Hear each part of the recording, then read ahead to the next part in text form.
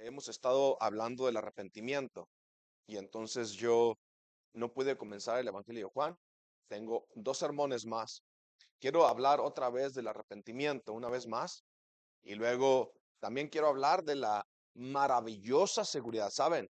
Que la doctrina de la seguridad también es una doctrina a la que debemos siempre estar atentos, porque si volteas a verte a ti, no te van a quedar dudas de que mereces el infierno.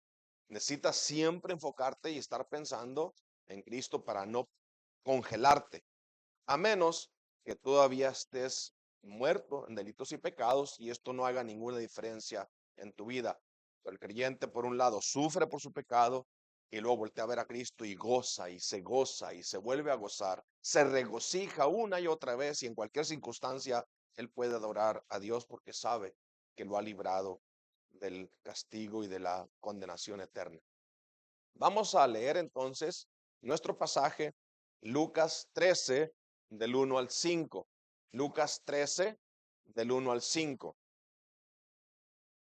Había unas multitudes grandísimas de millares y millares, y luego Cristo deja las multitudes y le enseña a sus discípulos, y les enseña varios principios. Y entonces, en este mismo tiempo, al mismo tiempo que había una gran multitud, vienen algunos y se le acercan con estas dos preguntas y le cuentan de este acontecimiento, en, este, en ese contexto de haber millares y millares alrededor escuchándolo. Dice la palabra de Dios en Lucas 13, del 1 al 5, en este mismo tiempo estaban allí algunos que le contaban acerca de los Galileos, cuya sangre Pilato había mezclado con los sacrificios de ellos. Respondiendo Jesús les dijo, ¿piensan que estos Galileos, porque padecieron tales cosas, eran más pecadores que todos los demás Galileos? Yo les digo, no, antes si no se arrepienten, todos perecerán igualmente. O, dice el Señor, ya no algo que le contaron, sino algo que él sabe, aquellos 18 sobre los cuales cayó la torre en Siloé, una construcción quizás había escafos o estaban construyendo la torre y la torre cayó y los mató a 18. ¿Piensan ustedes que eran más culpables todos los hombres? ¿Piensa que eran más culpables que todos los hombres que habitaban en Jerusalén? Estos 18 eran más culpables que los otros que habitaban en la ciudad. Les digo, no, no. Antes, si no se arrepienten, todos perecerán igualmente. Vamos a orar, vamos a orar, que Dios bendiga su palabra, que su Espíritu Santo la guarde en nuestros corazones, que despierte a aquellos que están durmiendo y a los que están vivos. Entonces esta es una palabra de confianza. Te agradecemos, Señor, por otra oportunidad de poder abrir tu palabra viva y eficaz, la cual nos puede guiar a la eternidad, tu presencia gloriosa y librarnos de la eternidad aterradora de tu presencia en juicio. En esta hora que consideramos lo que estos versículos nos muestran, clamamos a ti, Padre, que nos ayudes, que tu Santo Espíritu nos dé sabiduría para poder entenderlos de modo que nuestras vidas sean transformadas. Y no solo un conocimiento más que no transforma el corazón. No queremos solamente, Señor, aumentar el conocimiento. Queremos, Padre, amarte. Queremos que nuestra vida sea transformada. Muéstranos, Señor, muéstranos, Señor, de manera poderosa aquí, que aquellos que aún no han despertado, hoy sea el día de su amanecer. Y los que ya te conocen, hoy sea el día que tu palabra nos haga temblar y nos lleve más cerca de ti, Señor. Aplica, aplica tu palabra a cada corazón de acuerdo a la necesidad de cada quien. Responde, Señor, a nuestra petición. Fortalece nuestro corazón, así como enfrentamos la realidad de nuestro pecado y la necesidad de hacerlo morir todos los días. Y que aquellos que aún están muertos en sus delitos, hoy sea el día que los traes a la vida. Todo eso te lo pedimos en el precioso nombre de tu Hijo nuestro Señor Jesucristo. Amén. Amén. Entonces, es una serie de sermones donde hemos tocado el tema del arrepentimiento. Esperamos que esto sea un fundamento firme, que nos mantenga ah, conscientes, que nos mantenga despiertos, alertas, siempre velando. Velando es el consejo del Señor. Que no confiemos falsamente en un evangelio que no transforma, que no estemos engañados en pensar que hemos creído y seamos encontrados testigos falsos. Que nuestro pecado sea descubierto, que Cristo sea exaltado, que nuestro corazón sea humillado, pero que allí está la vida eterna. Ahí está la vida eterna. Por un lado, sufrirás la vergüenza de saber qué hay en tu corazón, pero por el otro lado, verás a Cristo Jesús como un dulce Salvador, diciéndote, ese pecado también lo cargué yo en la cruz. Hemos aprendido entonces varios aspectos del arrepentimiento. El arrepentimiento verdadero en contraste con el arrepentimiento falso.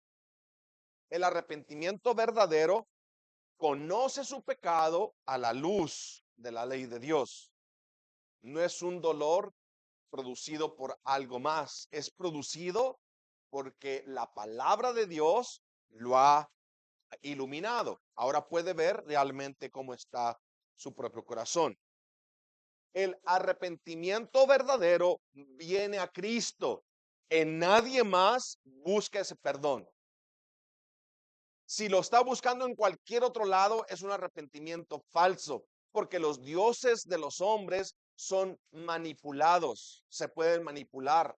Tú solamente vas y le rezas o le ofreces alguna veladora y ya quedó el problema arreglado y sigues en tu carrera loca. El arrepentimiento verdadero viene a Cristo y a nadie más. El arrepentimiento verdadero se une a la iglesia, ama a la iglesia y sufre porque sabe que su pecado personal afecta al cuerpo de Cristo. El arrepentimiento verdadero es constante, persevera, conoce más y más de Dios y entre más conoce de más y entre más conoce de Dios, más se odia a sí mismo. Al tratar con el pecado, el arrepentimiento verdadero encuentra urgencia. Es ahora, es ahora, es hoy que me arrepiento. Las experiencias del pasado no te prueban nada en cuanto a tu relación con Cristo. La única prueba que tú tienes de que perteneces a Cristo es que hoy te arrepientes. El arrepentimiento verdadero es un mandato directo de parte de Dios. Y hoy veremos otras cosas en cuanto al arrepentimiento verdadero. Aparte de que ve su pecado, lo ve como el peor de todos. Se siente el más pecador del mundo. Cuando el Espíritu Santo convence de pecado, no hay lugar, no hay tiempo, no hay espacio para ver el pecado de los demás. El arrepentimiento verdadero se ve a sí mismo como el más malvado, el más perverso de todos los hombres, el primero de todos los pecadores. Leamos entonces nuestro texto de esta manera. Vemos tres partes. En la primera parte vemos las calamidades de la vida, es decir, aquellas accidentes o cosas que todos los hombres enfrentan, aquellas circunstancias que es común a todos los hombres. Y lo repite dos veces, es decir, aquellos galileos a los que Herodes manda matar, estando adorando en el templo, estando ofreciendo sacrificios y su sangre es mezclada con los sacrificios de ellos. Y aquellos 18 sobre los cuales cae una torre. Veamos enseguida la catástrofe del pecado. ¿Piensas, dice Cristo, que aquellos eran peores que el resto? ¿Eran más culpables o más perdidos? Y luego veamos el cataclismo del pecado, del juicio del pecado. No, antes, bien les digo, si no se arrepienten, todos perecerán igualmente. Calamidad, catástrofe, cataclismo. Me pareció que concuerda con la advertencia constante del peligro de el que vive o ignora esta doctrina del arrepentimiento. El peligro va en aumento, de las calamidades de la vida a la catástrofe de su pecado, al cataclismo del juicio, la advertencia de un castigo eterno en el infierno. Primero entonces veamos las calamidades de la vida, lo que nos acosa a todos los seres humanos, lo que enfrentamos día con día. Reconozcamos entonces primero que sin el conocimiento de Dios, la vida en sí es una calamidad.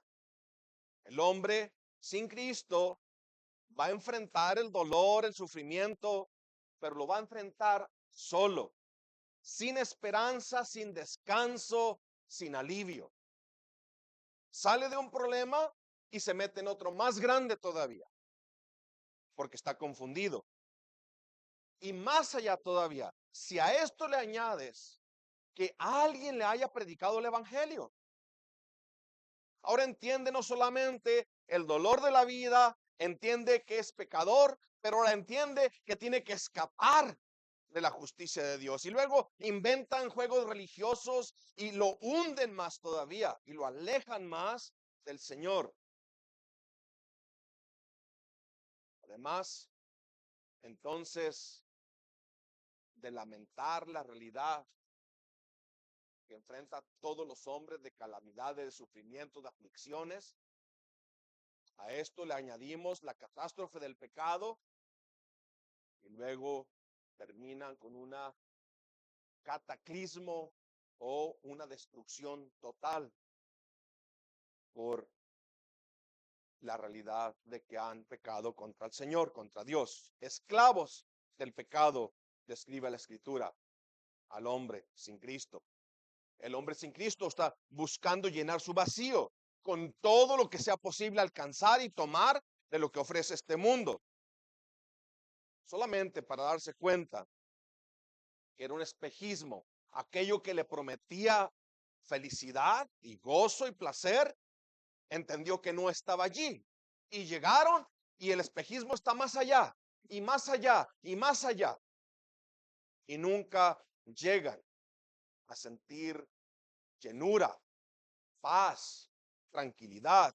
Siguen vacíos, siguen sin dirección y siguen sin propósito alguno. Ahora, aquí también en segundo lugar, tenemos que dejar muy claro y muy contundente esta verdad. Escuche, tenemos que denunciar la idea pagana, hereje, impía, de que las calamidades de la vida o el sufrimiento tienen méritos para con Dios. No sé en sus países, pero en mi país es muy común escuchar, pobre, o pobrecito, o pobrecita, sufrió tanto que el Señor la ha de tener en su gloria. Pobre, sufrió tanto que el Señor tiene que haberlo perdonado y haberlo llevado a su gloria. Mis hermanos, déjenme decirles algo chocante. Aún la cruz de Cristo, no, perdón, aún la cruz o el sacrificio en la cruz no tiene méritos en sí mismos. Es decir, los ladrones que fueron crucificados al lado de Jesucristo, todo ese sufrimiento no les alcanzó para limpiar uno solo de sus pecados.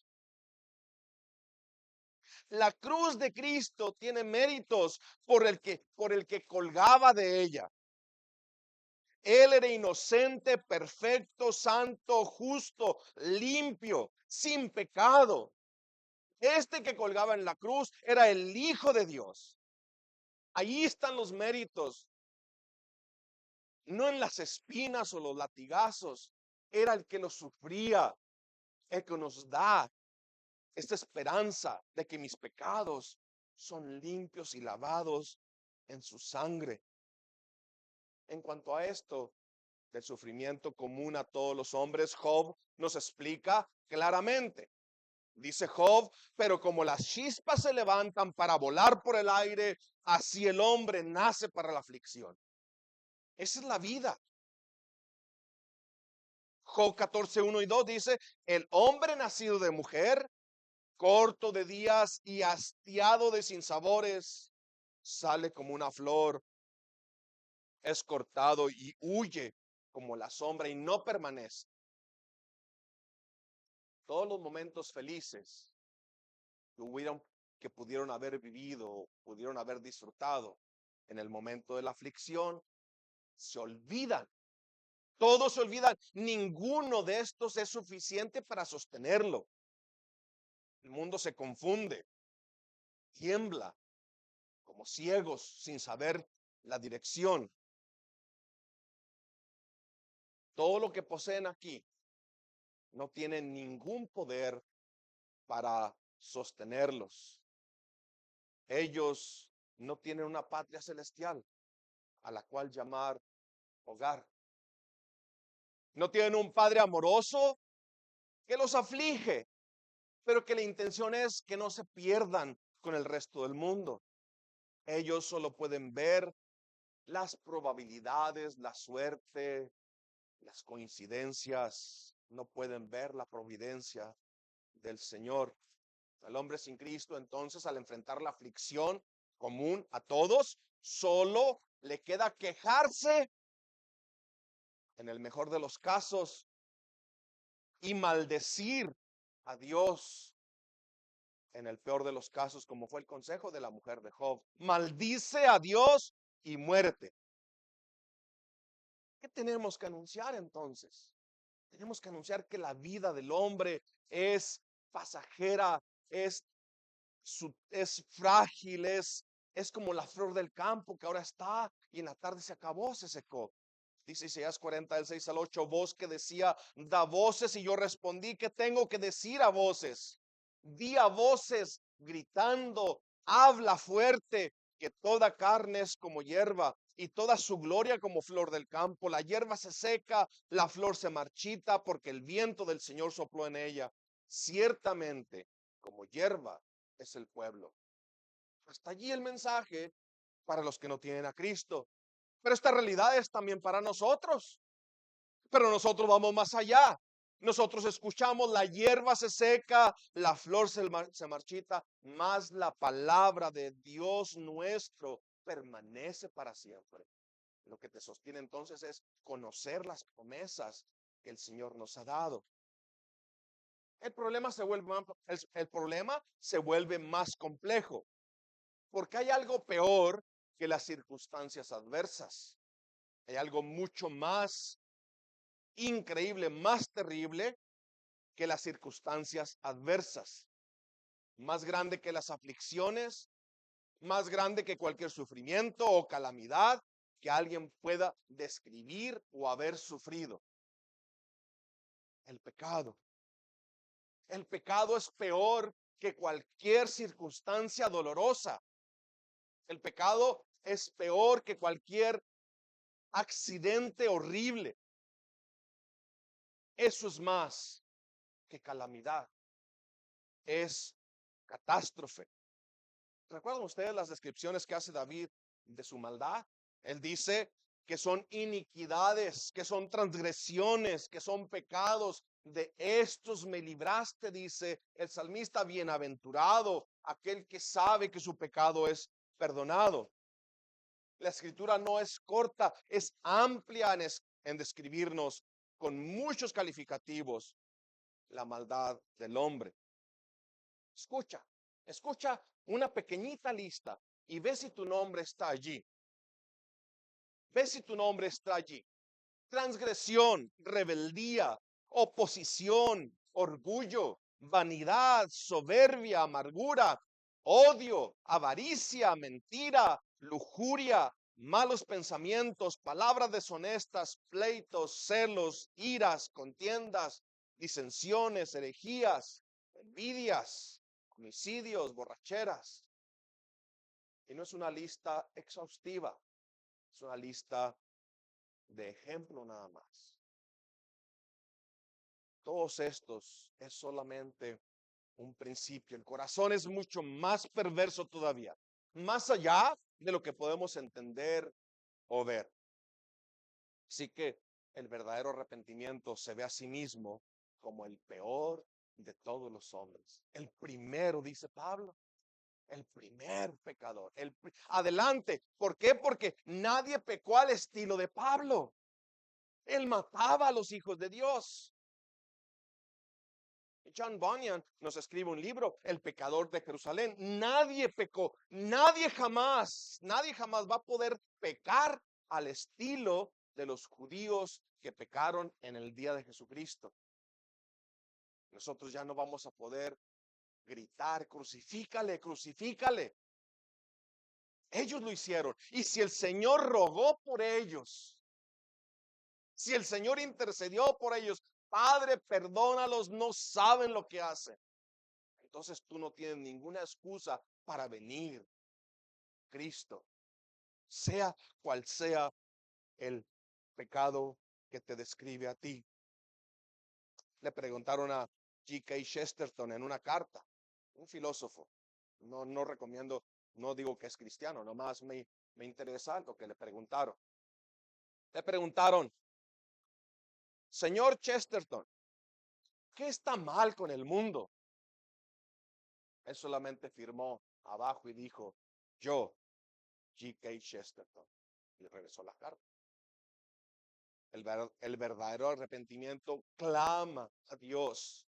Oh Señor, mi pecado es mi pecado, lo que es terrible. Soy yo, Señor, el que necesita perdón. Es mi pecado el que te clavó en la cruz. Es mi pecado el que escupió tu cara. Es mi pecado el que golpeó tu espalda. Fue mi pecado la causa de tu clamor. Dios mío, ¿por qué me has abandonado? Soy yo el que necesita arrepentirse. Soy yo el que necesita buscar al Señor y confesar su pecado. Cuántas calamidades, cuánta miseria nos rodea, cuántas adversidades hay en la vida, los inconvenientes diarios hasta los accidentes más desastrosos, desde un resfriado hasta la enfermedad incurable, pero nada comparado con la catástrofe del pecado. Cuánto dolor, cuánta miseria, cuánta perversidad. ¿Cómo enfrentas esta realidad? ¿Vives negando que tienes pecado? ¿Pretendes seguir escondiéndote? ¿Cómo piensas esconderte? ¿Dónde piensas esconderte? O peor de todo, piensas que a ti no te va a llegar el día de la calamidad. Piensas que en tu mundo solo pasan cosas buenas. Que así como fue ayer, así será ahora. Así como fue ayer, así como es ahora, así será mañana. Déjame decirte que será un duro despertar si es que estás viviendo así. Que Dios te conceda que tus ojos se abran y puedas ver tu necesidad urgente de venir a Cristo. Los galileos entonces que fueron sacrificados por Herodes o asesinados por Herodes, vemos a Pilato mezclando la sangre de sus sacrificios. Le dicen al Señor, ¿qué pasó con estos? Estos debían de haber tenido un pecado tan grande, imagínate, están en el templo adorando a Dios, están buscándolo, están buscando el perdón de sus pecados y allí Herodes va y los mata sin ningún respeto por las cosas sagradas. Este sí debe ser el juicio de Dios. Esos galileos sí deben de haber pecado de una manera tan terrible que el Señor o el juicio de Dios vino sobre ellos allí en el momento más sagrado donde están confesando sus pecados. Y responde Cristo y les dice, ¿Piensan esto ustedes? No, no eran mejores, no eran peores que los demás, eran exactamente igual. No eran mártires. Antes, si no se hubieran arrepentido, van a perecer igualmente el que fue asesinado por Herodes o al que se le cayó la torre. La pregunta entonces no es cómo te vas a morir, cuándo te vas a morir o de qué te vas a morir. La pregunta es, ¿estás en Cristo? ¿Has venido al Señor en arrepentimiento? Quizá ellos están pensando en lo que Cristo acaba de enseñar. Él acaba de enseñar en Lucas 12, 47, 48, que de los siervos infieles, aquel que no se preparó, que no hizo conforme a la voluntad de su Señor, ese va a recibir muchos azotes. Mas el que sin conocer la voluntad del Señor hizo cosas dignas de azotes, será azotado poco. Aquel que conocía la voluntad de Dios y no la hizo, será azotado mucho. Aquel que no la conocía, pero aún así hizo pecado, sus azotes serán menos. Porque a todo aquel a quien se haya dado mucho, mucho se le demandará, y al que mucho se le haya confiado, mucho se le pedirá. Están pensando en una retribución que corresponde al pecado de cada quien. Escúchame bien, el engaño en el que vive la inmensa mayoría en esta nación, especialmente en esta nación donde nosotros estamos viviendo. Si las cosas me están saliendo bien, significa que Dios está satisfecho con mi estilo de vida. Qué mentira tan diabólica. ¿Piensas que tu pecado es menos que el de los galileos? ¿O piensas que tu pecado es menos que aquellos en los que cayó una torre? ¿En serio? ¿En serio? ¿Piensas que tus pecados son menos que los de todo el mundo que te rodea? Que Dios grabe esto en nuestros corazones, mis hermanos. Que cuando Dios juzga mi pecado, no lo hace en comparación con los pecados de la gente que me rodea. Lo hace en la medida de su ley y su justicia perfecta. No te debe dar descanso que conoces hombres más malvados que tú. No te debe dar confianza que tú conoces a alguien que peca peor que tú. Te debe afligir que tú cometes pecado contra el Creador.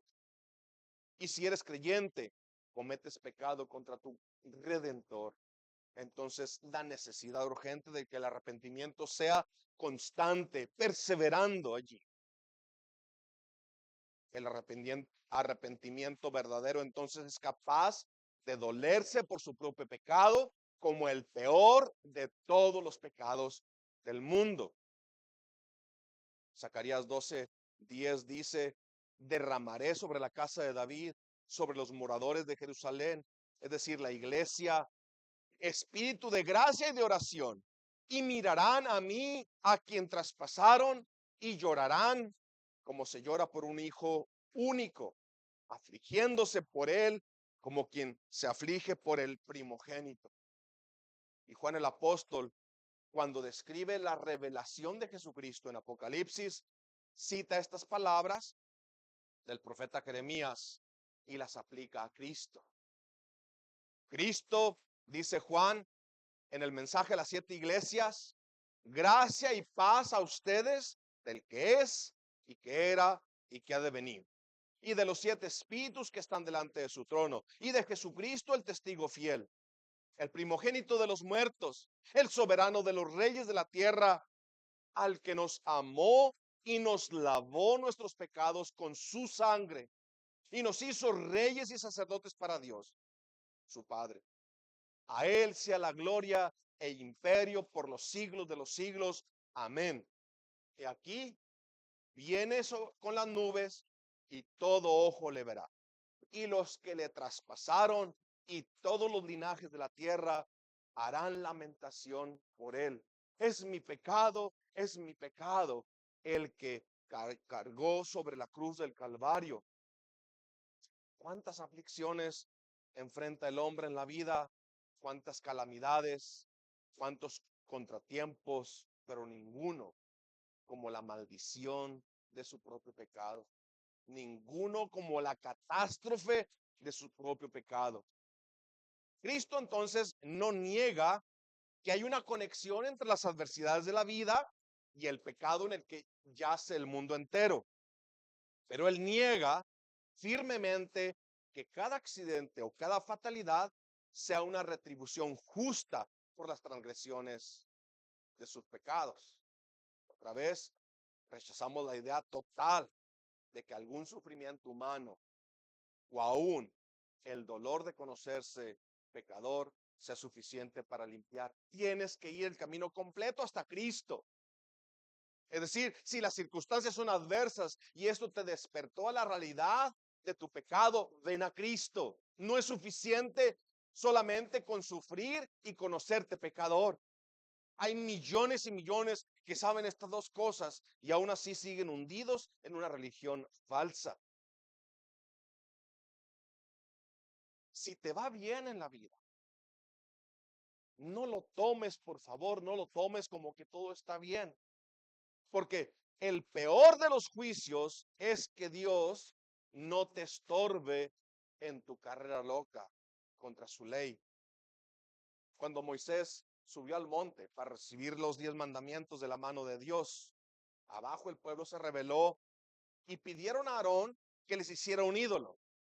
Y les hizo un becerro y dijeron, este es tu Dios que te sacó de Egipto. Y dice en Hechos 7, 41 y 42, que hicieron un becerro y ofrecieron sacrificios al ídolo, y en las obras de su mano se regocijaron. Escuche la maldición. Y Dios se apartó y los entregó a que rindiesen culto al ejército del cielo. Una vez que dejas al Dios verdadero, necesitas un ejército. Ninguno es suficiente para librarte. Necesitas un ejército. El ídolo de los traficantes, el ídolo de los ladrones, el ídolo de los enfermos, el de los viajeros, el de los choferes, el de los plomeros. Hay cientos y cientos y miles de ídolos porque el Dios eterno ya los ha abandonado. Escuche bien otra vez, Dios se apartó y los entregó a que rindiesen culto al ejército del cielo, como está escrito en el libro de los profetas. Pablo lo describe en Romanos 1, 23 y 24. Cambiaron la gloria del Dios incorruptible, por lo cual también Dios los entregó a la inmundicia en la concupiscencia de sus corazones, de modo que deshonraron entre sí sus propios cuerpos, pecan contra sí mismos, se dañan a sí mismos, violan la ley de Dios y terminan dañándose.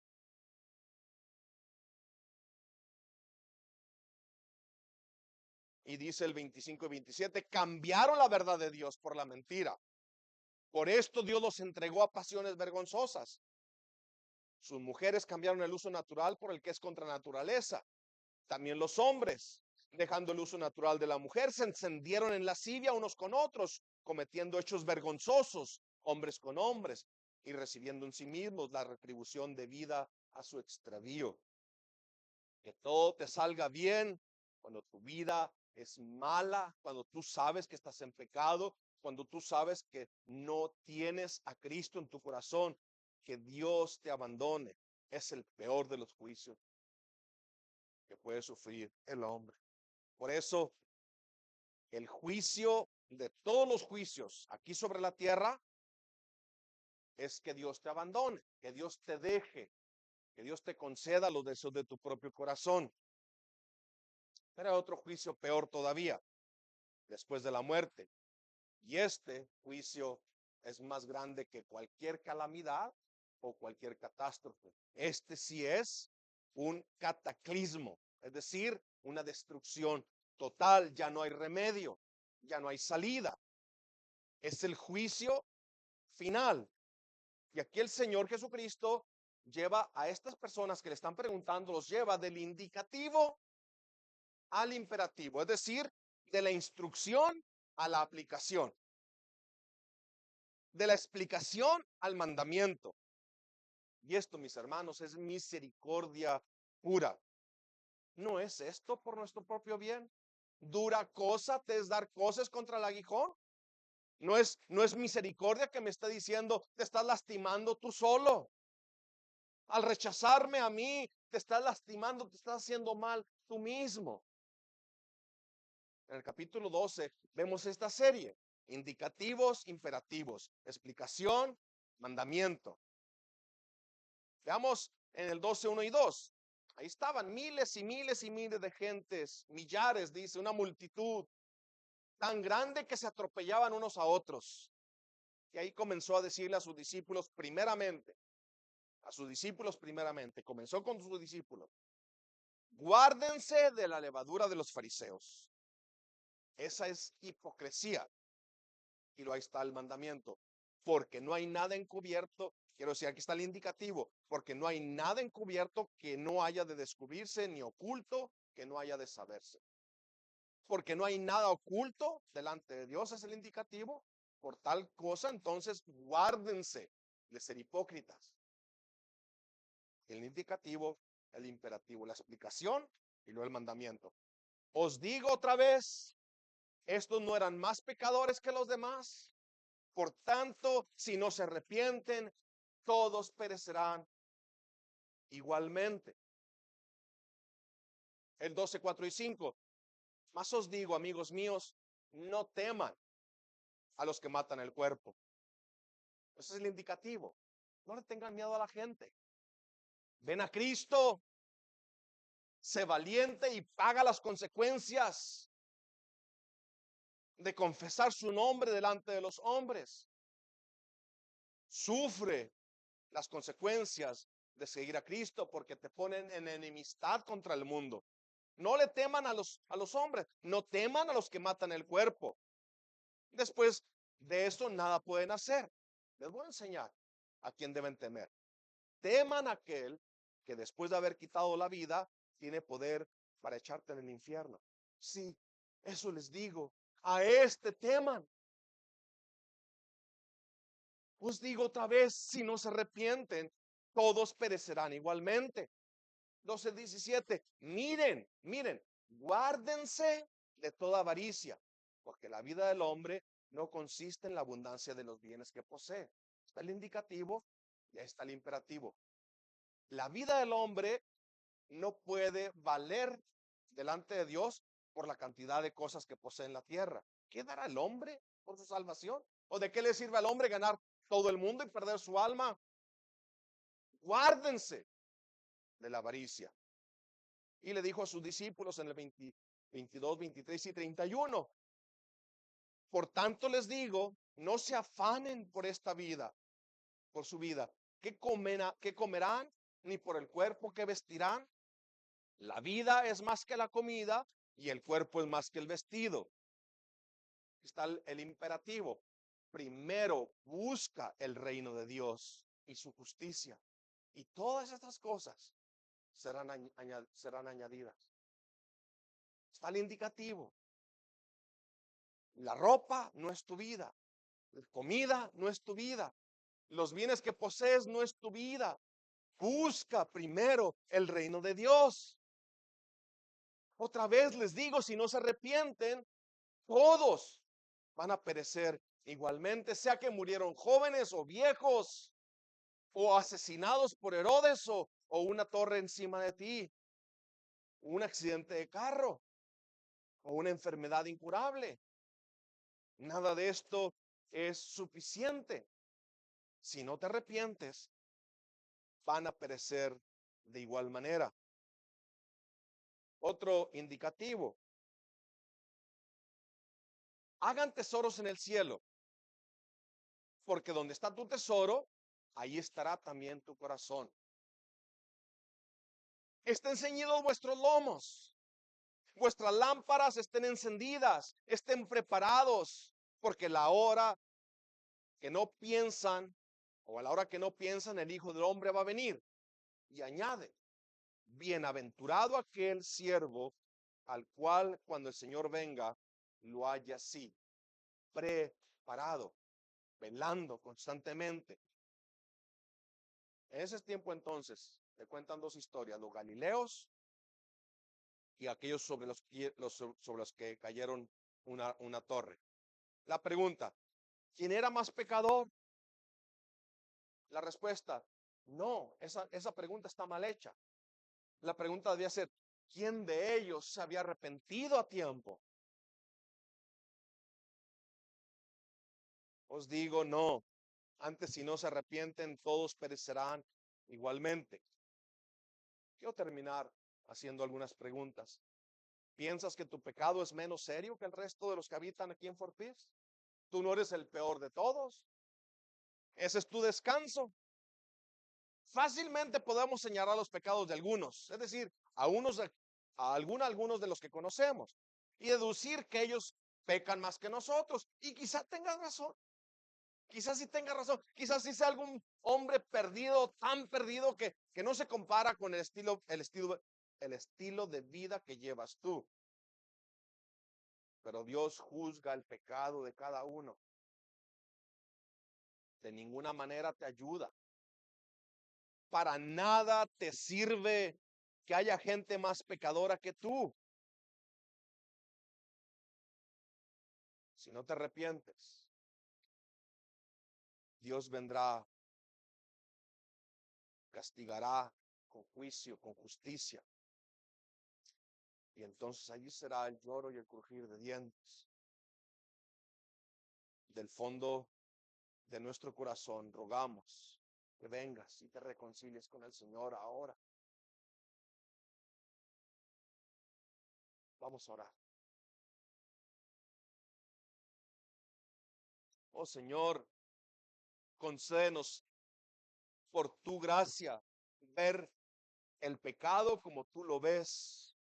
Permite, Padre, que nuestro corazón sea sensible, que al escuchar tu ley nosotros podamos ver con claridad más y más y más, aunque eso signifique tener que derramar muchas lágrimas. Permite que esas lágrimas sean verdaderamente de arrepentimiento verdadero, por saber que cada uno de nuestros pecados es afrenta para ti. Por otro lado, Padre, ayúdanos a gozarnos y entender que cada uno de ellos tú lo cargaste sobre tu Hijo amado en la cruz del Calvario. Pero Señor, aquellos que todavía cargan sobre sí mismos las iniquidades de cada día y la aumentan día tras día, atesorando para sí mismos ira para el día de la ira. Clamamos, Señor, a ti, por favor, que tu espíritu les abra sus ojos y puedan ver la pecaminosidad del pecado y así puedan correr a lavarse a la fuente que brota de tu costado, ser limpios, que encuentren en ti, Padre eterno, la salvación de sus almas. Mira, Señor, cuánta necesidad en tu iglesia. Muéstranos hoy, Padre, tu poder. Salva, Padre. Ten compasión de nosotros. Líbranos, Señor, de los enemigos o del enemigo que batalla contra nuestra alma. Que podamos descubrir sus maquinaciones a tiempo y podamos mantenernos firmes, constantes, conociendo nuestro pecado, conociendo tu gracia y arrepintiéndonos constantemente. Padre, alimenta a tu manada pequeña. Te pedimos que nos sigas ayudando como lo has hecho hasta ahora. Que nos permitas ver que tu nombre sea glorificado en medio de nosotros, salvando pecadores, Señor. Todo te lo pedimos, te rogamos, te imploramos, clamamos a ti, Señor, en el nombre de tu amado Hijo, Cristo Jesús. Amén.